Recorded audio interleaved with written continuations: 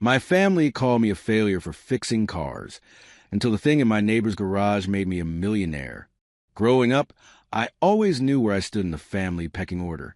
My parents ran a successful business, and to them, my older brother was a golden child, the heir to their empire. He had everything handed to him on a silver platter.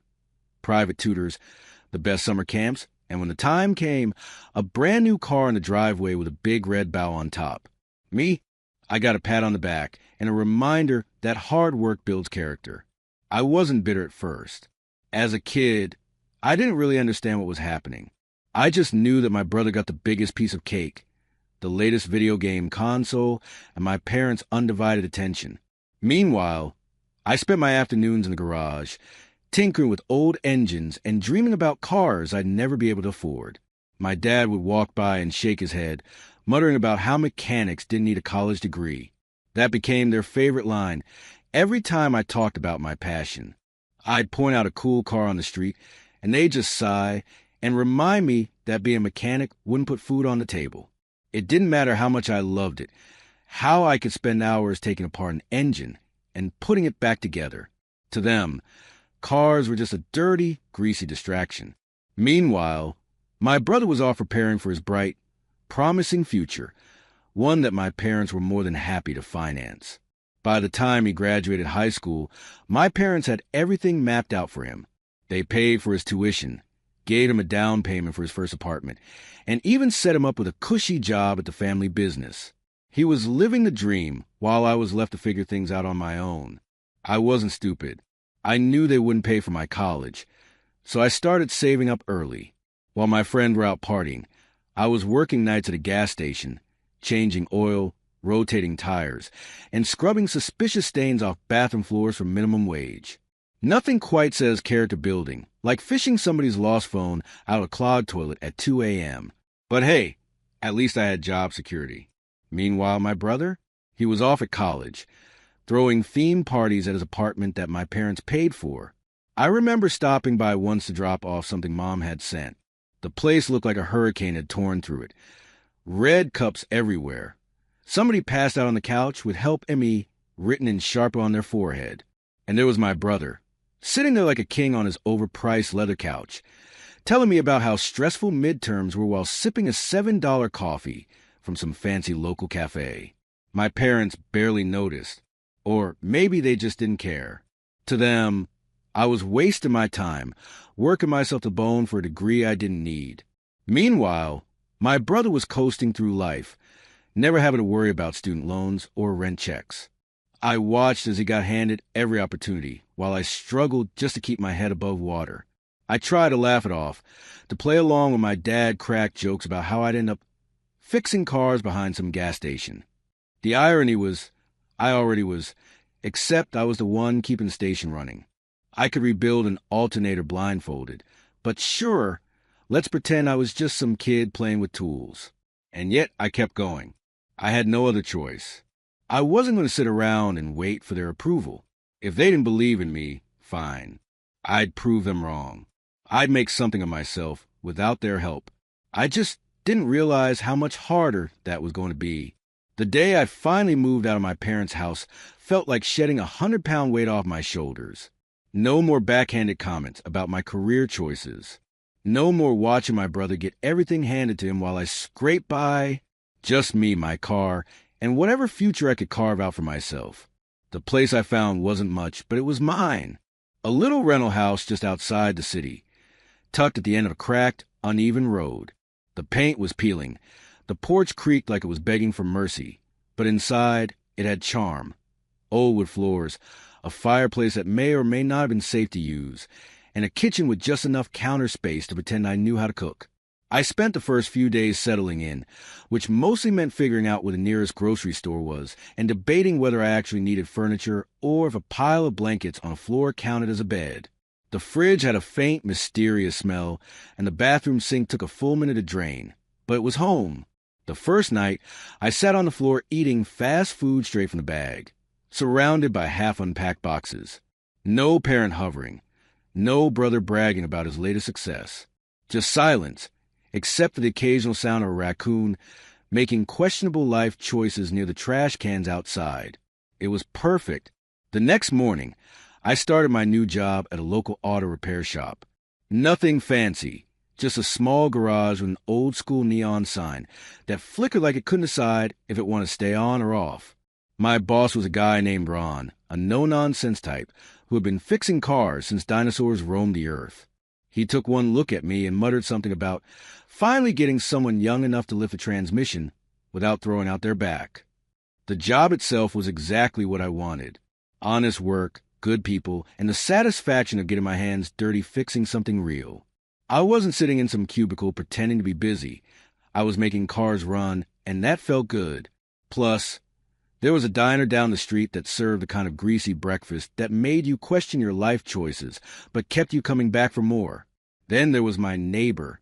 The first time I saw him, he was standing on his porch, staring at me like I had just moved into his personal nightmare. He was old, maybe in his 70s, with a long face and an expression that could curdle milk. His house made mine look like a luxury estate. The paint was nearly gone, the roof had seen better days, and the lawn was more weeds and grass. Kids in the neighborhood didn't just avoid his house. They crossed the street when walking past, like it was haunted. I waved once. He just turned and went inside without a word. All right then. The locals had plenty of stories about him. Depending on who you asked, he was either a retired war vet, an ex-cop who saw too much, or a guy who buried bodies in his backyard. Nobody knew for sure, because nobody talked to him. The guy was a walking urban legend. One night, I heard something outside. Not the usual raccoon Olympics, but something heavier, slower. I peeked through the window and saw my neighbor standing in his yard, staring up at the sky. No movement, no sound, just standing there like a statue. I told myself it wasn't my business and went back to bed. But something about him kept gnawing at me. There was a story there. I just didn't know if I want to be the one to find out what it was. The thing about living next to someone who clearly doesn't want to be bothered is that eventually, curiosity wins out. I told myself to let it go, to keep my head down and mind my own business. But the mystery of my neighbor gnawed at me like an unfinished puzzle. Then one afternoon, everything changed. I was outside wrestling with my lawnmower, which had decided to die in the middle of my sad excuse for a yard, when I heard my neighbor's voice for the first time. It was gruff, the kind of voice that sounded like it had gone through one too many cups of black coffee and decades of cigarettes. "Hey, you any good with tools?" At first, I thought I misheard him. The guy hadn't so much as acknowledged my existence before, and now he was standing at the edge of my driveway, scratching the back of his neck like he hated the fact that he had to ask me for something.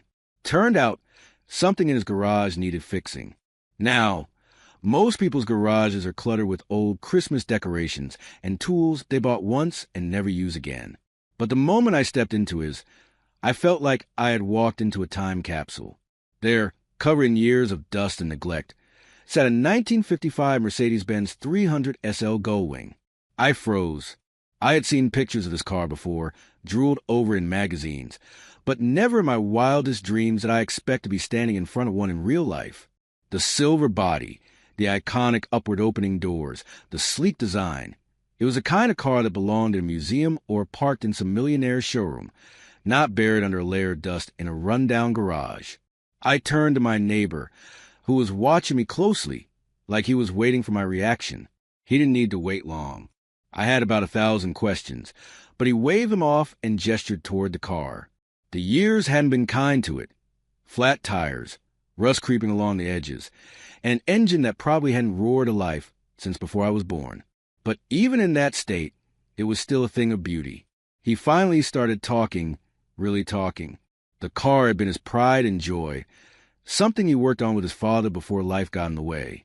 Somewhere along the line, things fell apart, time passed, and the car became just another thing collecting dust in his garage. That part hit me harder than I expected. I knew what it was like to have dreams shoved aside, to watch other people move forward while you stayed stuck. Maybe that's why, when he asked if I could help him bring it back to life, I didn't even hesitate. Over the next hour, we went over the car, checking what could still be salvaged. The tires were shot, the battery long dead, but the bones of the car were solid. A classic like this deserved a second chance, and maybe, just maybe, so did my neighbor. Before I left, he muttered something about how maybe I wasn't as useless as I looked. Coming from him, I took that as a compliment. That night, I sat on my porch with a beer, staring at his garage, wondering just what I got myself into. Spending time in my neighbor's garage quickly became part of my daily routine. What started as a simple favor, checking out an old car, turned into a full-on restoration project. The more time I spent working on that 1955 Mercedes-Benz 300 SL Gullwing, the more I realized something. This wasn't just about fixing a car. It was about bringing something back to life that had been forgotten. And maybe, in a way, that applied to both of us. At first, our conversations were short. Frank wasn't exactly a chatty guy. He was more of the nod and grumble type. But as we worked side by side, he loosened up. Little by little, I started piecing together his story. Frank wasn't just some old guy who kept to himself. He was a former Marine, the kind of guy who had seen things that turned most people's hair gray overnight. After the service, he built a business from nothing. Hard work, long hours, the whole American dream package. But life has a way of pulling the rug out from under you. His wife passed away suddenly, and after that, things unraveled. The business collapsed, the so-called friends disappeared, and even his own family drifted away. That part hit me harder than I expected. The idea that someone who had given everything to others could be left with nothing, it didn't sit right. And as much as he tried to play it off like it didn't bother him, I could tell it did. That's probably why I kept coming back. I wasn't just there for the car anymore. I was there for him. Every evening after work, I'd head straight to his place. We'd spend hours in the garage, covered in grease, pulling apart the engine, sanding down rusted metal, arguing over the best way to fix the suspension. Frank had an old-school way of doing things. If something could be fixed with elbow grease and patience, that's how it got done. No fancy new tools, no shortcuts. You young guys always want the easy way out, he'd say, shaking his head while watching me struggle with a rusted bolt. You gotta earn it. One afternoon, after spending way too long wrestling with a rusted bolt that refused to budge, I heard a loud crack from outside. At first, I thought something had fallen over in the yard. But then I saw it. The old man's roof, or at least part of it, was barely hanging on. Frank noticed me looking and just waved it off, saying it had been like that for years. That's when I decided to fix it. The next day, I showed up with my toolbox and a ladder. He grumbled about how he didn't need any help, but I ignored him and got to work. The roof wasn't the only thing that needed repairs. His porch was falling apart. The gutters were barely holding on. And don't even get me started on the fence that looked like it was one strong breeze away from collapsing. You planning on charging me for this? He asked after watching me hammer nails into his roof for over an hour. I just shook my head. Consider it a neighborhood discount. For the first time since I met him, Frank actually laughed. Not a full belly laugh, more like a quiet chuckle, but it was something. A few days later, he tried to pay me, pulled out an old, crumpled envelope stuffed with cash, and shoved it in my direction. I shook my head and told him to keep it. That was the first time I saw something shift in his expression. He nodded, cleared his throat, and muttered something about me having a good heart. Said I'd go far in life, that people like me made the world a little less disappointing. That stuck with me. By then, the car wasn't just a project anymore. It was a symbol of something bigger. Redemption, second chances, proof that things, no matter how broken, could be put back together. And maybe, just maybe, that applied to Frank too. Life has a way of pulling the rug out from under you just when things start making sense. 1 minute, Frank and I were in his garage, laughing over how much rust we'd scraped off the Mercedes. And the next, I was standing in a hospital room, staring at a man who looked nothing like the grumpy, sharp-witted guy I had come to know. It happened fast. Too fast. One day, he mentioned he wasn't feeling great, just a little dizzy, nothing major. The next, I found him slumped on his porch, barely breathing. The ambulance came with sirens screaming. But even then, Frank tried to wave me off like I was making a big deal out of nothing. But it wasn't nothing. The doctors weren't optimistic. His body had taken one too many hits over the years. War, hard work, loss. It all added up. I sat by his bedside, watching the beeping machines, wondering how the hell this man, who had seemed invincible, could look so fragile. One night, when visiting hours were almost over, he motioned for me to come closer. His voice was weak, but his words hit hard. "That car, she's yours now. You're the only one who ever gave a damn about it." I shook my head. I told him not to talk like that we'd finish the car together, take it for a spin, maybe even get it to the show. But he just gave me that look. The same look he'd give me whenever I fumbled with a stubborn bolt or underestimated how much elbow grease a job would take. Listen to me. Good people, they need a break sometimes. I never had a son, but if I did, I'd want him to be like you. I felt my throat tighten. Frank wasn't the kind of guy to say things just to say them. Every word meant something. I nodded, pretending like I could accept it, but deep down, I wasn't ready to. The next morning, the hospital called. Frank had passed in his sleep. The funeral was small, just a handful of people, most of them from the neighborhood. His so-called family? Nowhere to be seen. Not that I was surprised. They'd forgotten about him years ago. Afterward, I met with his lawyer. That's when I learned just how much Frank had planned for me. He didn't just leave me the car. He left me everything. The house, the garage, even what little savings he had left. I sat in that office, holding the keys to a life I hadn't expected. I glanced at the paperwork. My name printed neatly where it used to be. "You okay, kid?" The lawyer asked, probably used to seeing people stunned like this. I let out a breath I didn't even know I was holding. "Yeah," I muttered. I just didn't see this coming. "Frank had a good eye for people," the lawyer said, shuffling the papers back into a folder. "If he thought you deserved this, you probably do." I walked out of that office with a weight I hadn't felt before. Not a bad weight, just something new. Responsibility. Legacy. A second chance at something bigger than just fixing an old car. That night, I stood in Frank's garage, staring at the Gold Wing. It looked different now, less like a project and more like a promise. I had no idea what I was supposed to do next, but for the first time in a long time, I felt like I was exactly where I was meant to be. It didn't take long for my family to come knocking, not when there was money involved. It actually started a few weeks before they showed up at my door. My brother had car trouble, something about his precious Jeep making a weird noise, and he didn't trust just any mechanic. So, for the first time in years, he rolled up to the shop where I worked, looking for a favor. I could tell he wasn't thrilled about asking me for help, but I played along, checked out his car, and told him it wasn't anything serious, just a minor fix. While I was working, we got to talking, and I casually mentioned Frank leaving me the house. Wait. Some old guy just gave you a house? Like for free?" he asked, incredulous. "It's not exactly in mint condition," I said. "It needs a lot of work. But yeah, he left it to me." That was all he needed to hear. He wanted to see it. I should have known better, but part of me thought maybe, just maybe, he'd just be curious. When we pulled up to the house, he took one look at it and started laughing. "Dude, this place looks like it should have been condemned 10 years ago," he snorted. "Are you seriously living here?" I shrugged. "It's mine, and I'm fixing it up." He shook his head, still laughing, and then, as if his day couldn't get any better, he spotted the car in the garage.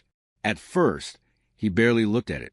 To him, it was just an old, dusty wreck. "You actually driving that thing?" he smirked. "Not yet. I'm restoring it." "Man, you really took the whole old guy leave you junked in a heart, huh? A busted house and a busted car? Living the dream. Little bro." I let it go. It wasn't worth the argument, but I should have seen it coming. A couple of weeks later, I got a text from him. "Dude, call me. You have no idea what that car is worth."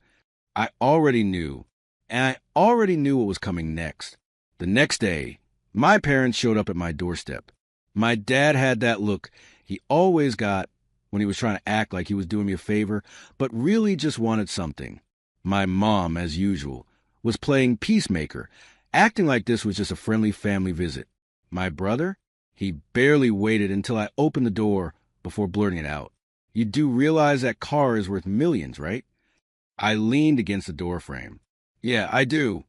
So, he ran a hand through his hair, the way he always did when he thought he was the smartest guy in the room. We could sell it. Split the money. It's only fair. Fair. That was rich coming from him. I crossed my arms. Why would I sell it? Because it's money, he said like I was a complete idiot. Real, life-changing money. You could finally get out of this place. Do something with your life. We all could. I felt something bubble up in my chest, and it took me a second to realize it was laughter. We all could. You mean you, right?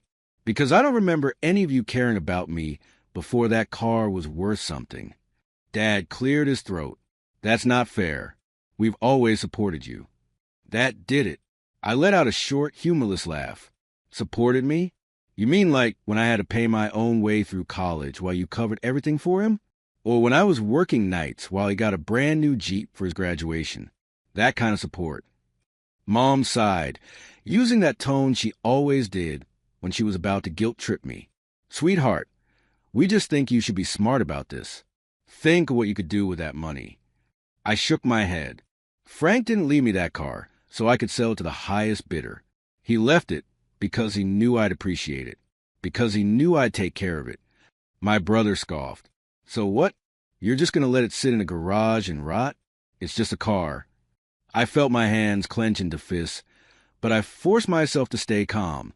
It's not just a car. You wouldn't understand. Dad stepped forward. Try and play the authority figure. You're being ridiculous. That car could change your life. And you owe it to us, after everything we've done for you. I stared at him, waiting for the punchline. Everything you've done for me? Like what? The silence stretched uncomfortably. My brother opened his mouth, then closed it. My mom shifted, looking at the ground. My dad's face hardened. We're family, he finally said, and family looks out for each other. I exhaled slowly, feeling the weight of the moment. Yeah? Funny how that only seems to apply when you need something. Mom's eyes welled up, like she was about to play the guilt card. My brother scowled. Dad just shook his head like I was a lost cause. You're making a mistake, he said, and you'll regret it. I didn't say anything. I just stepped back and shut the door. For the first time in my life, I felt completely free. No guilt, no strings, no expectations. Just me, the house, and the car Frank left me. And for the first time, I knew exactly who my real family was. I threw myself into the restoration like a man possessed. After the disaster with my family, working on a Gull Wing wasn't just about fixing a car anymore. It was about proving something to myself more than anyone else. Every rusted bolt I loosened, every dent I smoothed out, every part one replaced. It was all a step towards something bigger than just getting the car back on the road. At first, it was just me, the garage, and a never-ending supply of coffee. Some nights, I'd pass out on the old couch in the garage, waking up with a wrench still in my hand. My hands were always covered in grease. My back ached constantly, but I didn't care. The Gull Wing was coming back to life, and that was all that mattered. After a few weeks, I started thinking, why not document the process? I wasn't some influencer, but I figured it might be cool to look back on later. So I set up an old tripod, dusted off my phone, and started recording bits of my work. I posted the first video without much thought, just a short clip of me wrestling with a particularly stubborn piece of the engine. I captioned it something like, asterisk, bringing a 55 Gull Wing back to life, one headache at a time. Asterisk, I went to bed that night, expecting maybe a few likes from random car guys. The next morning, my phone was blowing up. Apparently, people like watching a guy covered in grease cursing an ancient German machine. The video had tens of thousands of views. My follower count? Exploding. Car guys, collectors, even total strangers who didn't know a thing about cars. Everyone wanted to see what happened next. The comments were filled with questions, advice, and even a few people offering to send me parts for free just to see the project finished. So I kept posting. More videos, progress updates, time-lapse of me restoring different parts. The comments were insane. People sharing their own restoration stories, offering suggestions, even arguing over whether I should keep the original paint or go for something new. It wasn't just a car project anymore. It had become something bigger. A few weeks later, I hit 100,000 followers. I was stunned. People actually cared about this project, about my project. I was getting sponsorship offers, requests for collaborations, things I never imagined would happen just because I was fixing up an old car. Then the collectors started showing up. I got my first message from a guy who owned a private collection of classic cars, asking if I'd ever consider selling. Then another, and another.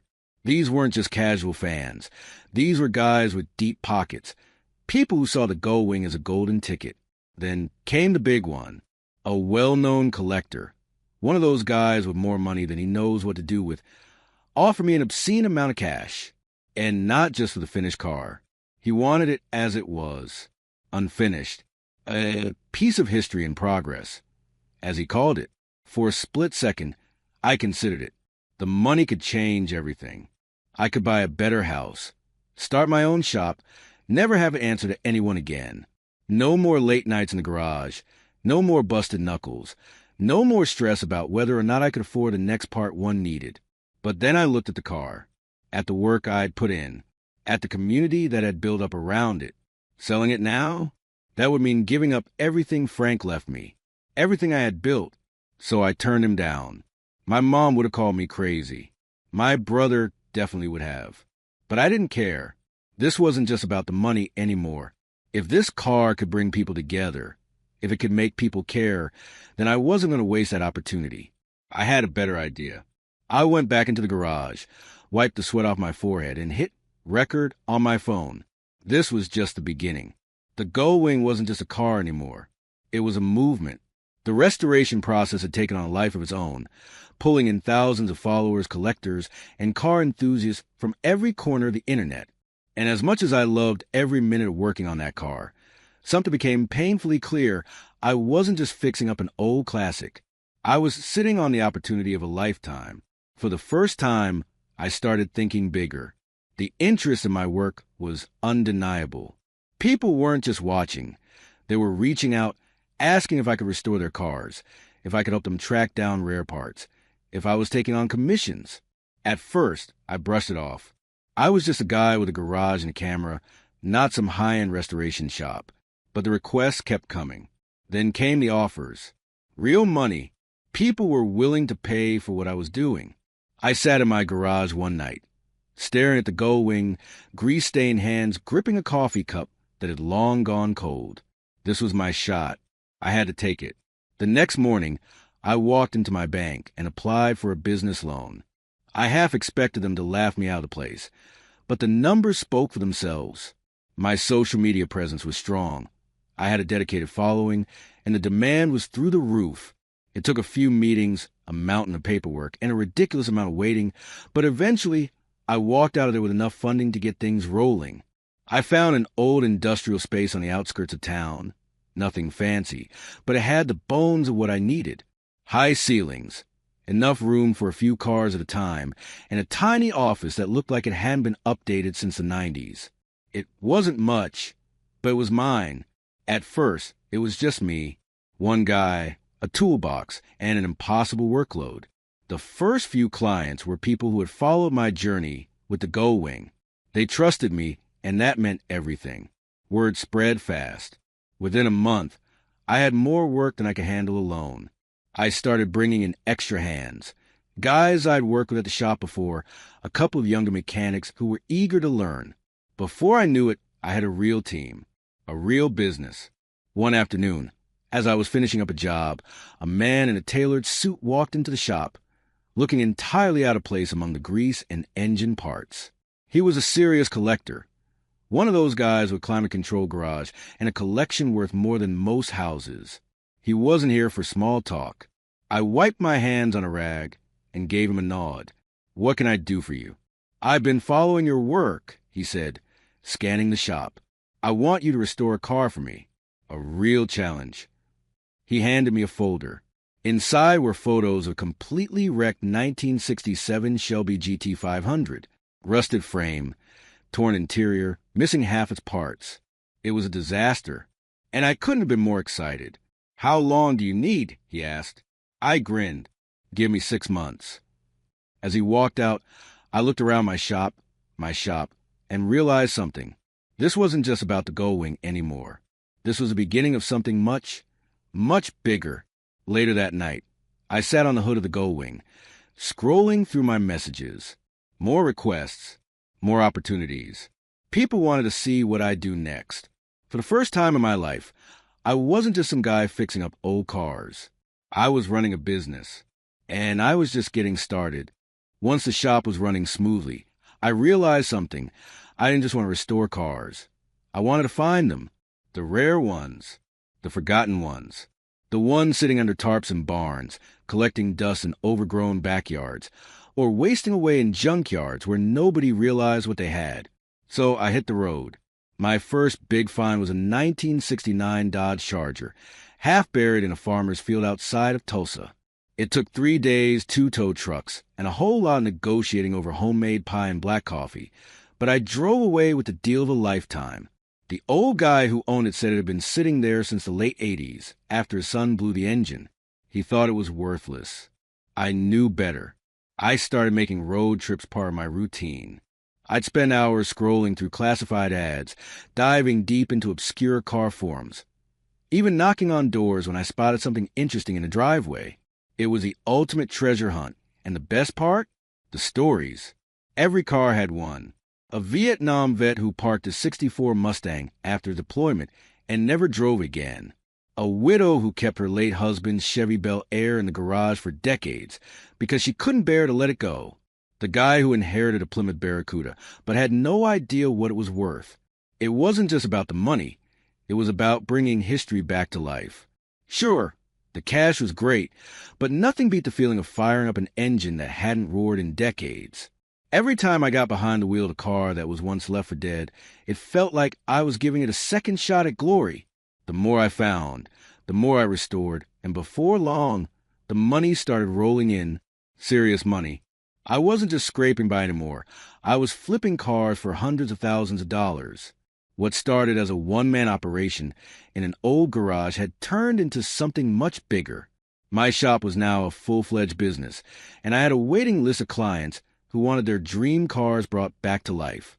At some point, I stopped seeing myself as just a mechanic. I was a businessman, a damn good one. It didn't happen overnight, but eventually, I hit a milestone I never thought possible. I bought a house. Not just any house. My house. A sprawling place outside the city with a massive garage, enough space in my collection, and, for the first time in my life, room to breathe. No more worrying about rent. No more side gigs to make ends meet. I could finally enjoy what I had built. And man, did I enjoy it. I bought myself a brand new Ford Raptor just because I could. Took a weekend trip down the Pacific Coast Highway in a freshly restored '67 Corvette. Treated myself to a ridiculous home theater setup where I could finally watch my favorite movies without hearing my neighbor's dog barking through the walls. But the best part? The freedom. No boss. No family members telling me what I should do with my life. No regrets. Just me, the open road, and whatever classic beauty I stumbled upon next. There were still moments where I'd sit in my garage at night, beer in hand, looking at the cars I had saved. I thought about Frank sometimes, wondering what he'd think about all of this. Maybe he knew what he was doing all along when he left me that Gull Wing. Maybe he saw something in me that I hadn't seen in myself. The business was booming, the money was good, and life had finally turned into something I controlled. But deep down, I knew this was just the beginning. Success had a funny way of bringing people back into your life. The same people who once counted you out. I was living proof of that. It started with a phone call from my mother, then another, and another. I ignored them all. I knew how this worked. But when they showed up at my shop unannounced, I knew they wouldn't stop until they got what they wanted. They looked different, tired, stressed, not like the people who once sneered at my choices. My father, the man who had spent years dismissing my passion for cars as a waste of time, looked like he had aged a decade. My mother, always the peacemaker, had that desperate look in her eyes, the kind she used when she wanted to guilt-trip me. The family business wasn't doing well. Something about bad investments, market downturns, and a few deals gone sideways. My brother wasn't there, but I figured he was waiting to hear how this played out before making an appearance. Typical. They danced around the point at first, talking about how proud they were of me, how far I had come, how impressive my shop was. I let them talk. I let them try to rewrite history. Then my father finally got to the point. They needed money, not a loan, an investment. They wanted me to help save their business. I leaned against the hood of a '67 Camaro I was restoring and listened, really listened. The old me might have felt some pull, some sense of obligation, but that version of me was long gone. I took a deep breath and let it out slowly before answering. You didn't believe in me when I needed you. You didn't think I was worth the investment. You left me to figure it out on my own. And I did. Silence. My father's jaw clenched. My mother's eyes watered. I waited for the argument, the justifications, the pleas. But they had nothing, because they knew I was right. I don't owe you anything. I continued. You weren't there for me when I was struggling. And I'm not going to be there for you now. You figure it out, just like I did. My mother reached for my arm, but I stepped back, not in anger, just in finality. I had made my decision. They weren't part of my life anymore. They left without another word. I watched them go, feeling nothing but clarity. No guilt, no regret, just the satisfaction of knowing I had built something on my own, without them. Later that evening, I slid into the driver's seat of my fully restored Mercedes-Benz 300 SL Gullwing. The engine purred like a dream, every inch a testament to my hard work. I ran my hand over the steering wheel, thinking of Frank. He was the only one who had ever really believed in me. And in that moment, I knew I had done him proud. I pulled out onto the open road, the headlights cutting through the dusk, the hum of the engine filling the silence. I wasn't just driving a car. I was driving my future on my own terms. I passed by the town where I grew up, where everything started. It didn't feel like home anymore. Home was wherever I parked my car, wherever I chose to be. As I hit the highway, I glanced at my phone. Another message from a collector looking for a rare restoration. More opportunities, more possibilities. I smiled, shifted gears, and stepped on the gas. This was just the beginning.